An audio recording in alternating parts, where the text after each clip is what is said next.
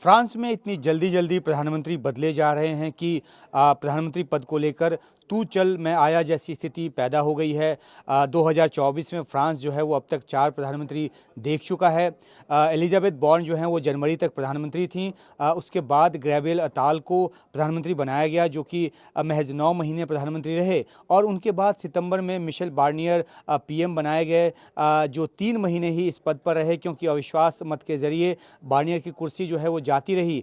उनके बाद 13 दिसंबर को फ्रांस के जो नए प्रधानमंत्री बनाए गए हैं फ्रांसवा बायरू, उनकी स्थिति भी डामाडोल नज़र आ रही है।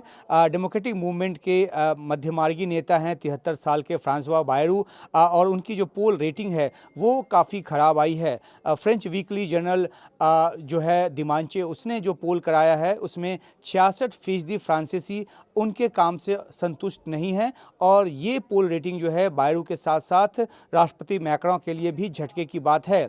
14 दिसंबर को फ्रांस के मायट में जो समुद्री तूफान आया, उसने वहाँ पे भारी तबाही मचाई। पीएम बायरू जो हैं उन्होंने वहाँ जाने की बजाय एक काउंसिल मीटिंग की बैठक में हिस्सा लेने के लिए पाओ जाना अधिक ज़रूरी समझा। तूफान में आधिकारिक तौर पे मृतकों की तादाद तो महज 31 बताई गई, लेकिन जो अनाधिकारिक आंकड़ा है वो बहुत बड़ा है, और ये माना जा रहा है कि हज़ारों लोगों की जो जान है उस तूफान में गई। और तूफान से प्रभावित इलाकों में राहत और बचाव काम में कोताही को लेकर जो स्थानीय लोग हैं उनमें भारी नाराज़गी देखने को मिली। ये एक फौरी वजह हो सकती है, लेकिन फ्रांस जो है जिस तरीके से आर्थिक चुनौतियों के दौर से गुजर रहा है, महंगाई चरम पर है, रहन सहन का जो खर्च है वो बढ़ता जा रहा है, और जिस तरह से वहाँ राजनीतिक तौर पर खींचतान चल रही है, दक्षिणपंथी नेता मैरिन ली पेन का जो असर है वो हाल के समय में बढ़ा है। तो ऐसे में बायरू जो है वो स्थिति संभालने में सक्षम नज़र नहीं आ रहे, जबकि वो बहुत पुराने एक सीजन्ड नेता के तौर पर जाने जाते हैं।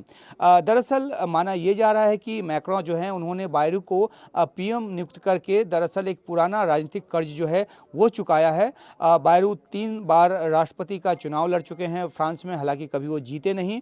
और 2017 में वे जब खड़े हुए राष्ट्रपति चुनाव के लिए तो मैक्रों के समर्थन में वो मैदान से हट गए, और इसी साल जो यानी कि 2017 में ही मैक्रों ने बायरू को न्याय मंत्री बनाया, लेकिन 1 महीने के भीतर ही उनको वित्तीय घोटाले की वजह से पद छोड़ना पड़ा।